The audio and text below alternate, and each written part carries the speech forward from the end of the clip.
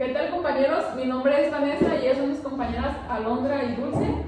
El día de hoy abordaremos dos temas relevantes. El número 1, la lingüística, la enseñanza de la lengua y la producción escrita. Y el otro, enseñar lengua y literatura para aprender a comunicarse. Comenzaremos, compañera, dando una pequeña introducción de lo que es la lingüística. Como bien sabemos, pues la lingüística es la disciplina científica que investiga el origen, la evolución y la estructura del lenguaje a fin de deducir las leyes que rigen las lenguas antiguas y modernas.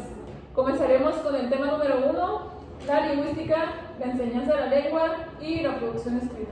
Claro, compañera, pues sabemos que Cadenas y Uslarpi y Paez concluyeron que la enseñanza de la lengua ha estado mal orientada y expresa que existe consenso en que el aprendizaje de la lengua nacional ha sido hasta ahora un fracaso y que este hecho se debe al énfasis puesto en la gramática como método de enseñanza. Es decir, se enseña gramática, mas no se enseña a leer ni a escribir. Tienes razón, el enseñar únicamente gramática pues no permite a los educandos comunicarse con eficacia, ya que para hacerlo se requiere que los hablantes desarrollen habilidades para actuar acertadamente en diferentes situaciones. Es decir, además del componente lingüístico en el cual se incluye la gramática, existen otros dos componentes, que es el interactivo y el sociocultural. Este comprende el llamado conocimiento lingüístico, es decir, conocimientos fonológicos, gramaticales, lexicológicos, semánticos y textuales que constituyen una parte del código usado en la comunicación. Como en primer lugar, tenemos la lengua, que es también un instrumento de pensamiento y de reflexión. Es el instrumento que utilizamos para analizar y entender la realidad, para estudiar y aprender cualquier otra materia, para regular nuestra actividad sobre todo. El estudio explícito de la gramática permite afinar este instrumento esencial del individuo y dotarlo de la más capacidad y ductilidad. Tenemos muy en claro el ejemplo de ello en el terreno sintáctico. El enfoque prescriptivo o normativo tradicionalmente se consideró que enseñar lengua era enseñar gramática. La gramática era vista como el arte de hablar y escribir correctamente. Para ello se proponían como modelos las obras de la literatura clásica. De allí se adaptarán criterios normativos y prescriptivistas. No se acepta lo que se ciñe a dichos modelos literarios. Bueno, compañera, ahora les voy a comentar sobre lo que es el enfoque descriptivo. En esta tendencia prescriptiva, en el campo de la lingüística, pues se dio el paso al descriptivismo, o lo que conocemos actualmente como lo es el estructuralismo. Antes así se interesaban los fenómenos normativos, lo que es el lenguaje, la lengua, y con el lingüista ginebrés se consideró el centro de los estudios lingüísticos. También tenemos el enfoque comunicativo, que la lingüística avanza, no se detiene, nuevas propuestas surgen hacia los años 70 que constituyen una verdadera revolución. La lingüística descriptiva y generativa, cuya base fundamental es la oración, como un hablante ideal descontextualizado, va a sufrir un vuelco total con la aparición de la lingüística textual, la pragmática y los avances de la psicolingüística. La lingüística textual, compañera, de la oración del texto, el estudio estructuralista y la generativista se ocupa de la oración. Por el contrario, la lingüística textual introduce la noción del texto. De acuerdo contigo, compañera. Bueno, pues ahora les daré a conocer un poco sobre lo que es la pragmática y la psicolingüística. Bueno, Escarnet define esa ciencia como el estudio de los principios que regulan el uso del lenguaje en la comunicación.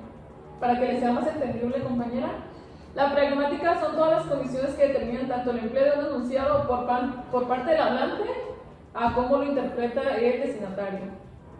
Y ahora bien, pues la psicolingüística aporta el estudio de los procesos que subyacen en la adquisición y el desarrollo del lenguaje, en la comprensión y en la producción de textos. También aquí se precisan algunos contenidos procedimentales que demuestran que aprender la lengua es saber usarla de acuerdo al contexto en el que se encuentre. Por ejemplo, reconocer la variedad textual ayuda a la comprensión y a la actuación en la sociedad, así lo establece el programa. Claro, y lo podemos separar con lo que establece el programa en incisos, ¿cierto? Como número 1 tenemos el reconocimiento de la estructura general de textos como marco de referencia y actividad previa para facilitar la comprensión. En el punto número 2 tenemos la comprensión y análisis de los textos instruccionales que le permitan comportarse adecuada y eficazmente como usuarios de los servicios de la comunidad. Por punto 3 tenemos la producción de materias escritas para desarrollar campañas sociales de protección, de salud, de sensibilización, información, cooperación, solidaridad y relacionados con los intereses y necesidades. Por otro punto tenemos la identificación y diferenciación de diversos tipos de libros y de su utilidad. Producción de textos narrativos, instruccionales, expositivos y argumentativos en contextos significativos, respetando las estructuras específicas de cada uno de ellos. Es correcto, compañera. Bueno, proseguiremos con lo que es el siguiente tema, que es enseñar la lengua y literatura para aprender a comunicarse. ¿Tú sabes para qué nosotros enseñamos la lengua? Para nada. Mira, compañera, te explico. Los docentes y maestros de información como nosotros debemos enseñar la lengua porque es importante que los alumnos sepan comprender y expresar mensajes de una forma adecuada, correcta, coherente y eficaz, y que también sepan construir un discurso coherente y adecuado, sabiendo así utilizar diversas estrategias y recursos para comunicar con eficacia, conociendo así el sistema formal de la lengua. Bien, por otro lado, también existen objetivos prioritarios en la educación lingüística y en la enseñanza secundaria obligatoria, los cuales son 3 puntos. El número 1 es enriquecer las capacidades comunicativas del alumnado, mejorando así la coherencia, cohesión y corrección de los usos lingüísticos de ellos, analizando los conceptos lingüísticos, los cuales serían como ejemplos el fonológico, el morfosintáctico, los léxicos, los semánticos y entre otros que existen en la lengua. Continuando, pasaremos a mencionar la competencia comunicativa. ¿Sabes lo que es la competencia comunicativa? No. Bueno, la competencia comunicativa es aquello que un hablante necesita saber para comunicarse de manera eficaz en contextos culturalmente significantes. En pocas palabras, es la habilidad que nosotros tenemos para actuar. Para comunicarnos no es suficiente con saber la lengua o el sistema lingüístico. También es necesario saber cómo se sirve de ella en función de un contexto social. La competencia comunicativa está integrada por competencias, ¿cierto? Claro, son 4. Una de ellas es la competencia lingüístico-gramatical, entendida a la vez como capacidad innata para adquirir y hablar una lengua y como conocimiento de la gramática de esa lengua. El otro punto es la competencia sociolingüística, referida al conocimiento de las normas sociolingüísticas y culturales que regulan el comportamiento comunicativo adecuado en los diferentes ámbitos del uso lingüístico. La competencia discursiva o textual, relativa a los conocimientos y habilidades que se precisan para comprender y producir diferentes tipos de discursos con cohesión y coherencia sobre todo. Por último, tenemos la competencia estratégica. Esta se refiere al dominio de los recursos que podemos utilizar para resolver las dificultades en el intercambio comunicativo, así asegurando la eficacia comunicativa de la interacción. Ok, pero la competencia comunicativa clasifica por orden de importancia con los siguientes objetivos en la educación lingüística. La podemos dividir como en incisos. En el inciso A, debe conocer el sistema formal de la lengua. En el B, saber construir un discurso que sea coherente y adecuado. En el C, saber utilizar diversas estrategias y recursos para comunicar con eficacia. En el D, conocer las normas que rigen el uso social de las lenguas. Y por último, el más importante, saber comprender y expresar mensajes de forma adecuada, correcta, coherente y eficaz. Tenemos en esta lectura también la educación literaria, lo cual es el objetivo esencial de la enseñanza de la literatura en la educación obligatoria. ¿Por qué? Porque es asegurar el conocimiento del patrimonio literario legado por la historia literaria y, por lo tanto, el conocimiento de las obras y de los autores más importantes de la literatura. Fomentar hábitos de la lectura y actitudes de aprecio de las obras literarias y del uso creativo del lenguaje, por lo que enseñar historia literaria no es lo único ni en ocasiones lo más adecuado en el camino. Instruir a los alumnos y a las alumnas en el análisis científico de los textos a través del comentario explicativo del enseñante y del ejercicio del comentario lingüístico de los textos literarios, ya que solo de esta manera es posible descubrir el modo en el que aparece la función poética del lenguaje y contribuir a la adquisición de las habilidades interpretativas y de las competencias lectoras que caracterizan la competencia literaria de las personas. Bueno, continuando, ahora pasaremos a la selección de textos literarios. Aquí, para poder realizar la selección de los textos, debemos en primer lugar se debe realizar teniendo en cuenta el prestigio cultural de los textos acuñados en las historias de la literatura. Se debe efectuar con criterios pedagógicos partiendo del horizonte de expectativas de adolescentes y jóvenes y de sus competencias y hábitos culturales. Y por último, debemos tener sobre todo en cuenta el deseo de los alumnos por lo que se les deja leer cualquier tipo de cosa que sea de agrado para ellos. Y así sea que nosotros fomentemos el hábito de la lectura en ellos. Pues el modo más adecuado de que los alumnos lean la literatura, compañera, te puedo dar algunos puntos. Puedes establecer libros de lectura obligatoria comunes a todo el alumnado, porque así no se discriminaría a nadie y es más fácil controlar sus lecturas a su gusto. Puedes acercarte a la literatura adolescente a través de textos adecuados, como ya te mencioné, comentando textos literarios en clase con una pauta de análisis que les permita profundizar en las formas literarias, porque solo de esta manera pueden comprender el texto y por lo tanto apreciar la literatura, llegando al alumno de esta manera por algo que les guste para enfocarlos en la lectura.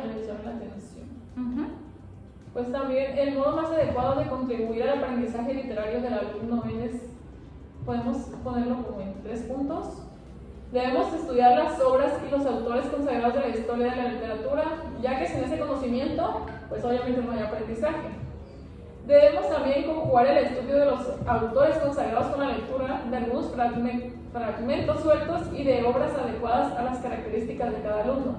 Y por último, debemos evitar organizar la secuencia de contenidos en torno al eje histórico y organizar esos contenidos en torno a los géneros literarios. Esto con el fin de analizar diferentes modos de organizar lo que es la expresión literaria y poder llamar la atención de los jóvenes a nosotros, invitarlos a que lean algún tipo de género, pero que sea de su agrado. Estoy de acuerdo contigo. Y pues bueno, para terminar con la plática, les comentaré acerca de las orientaciones para la educación literaria en las aulas.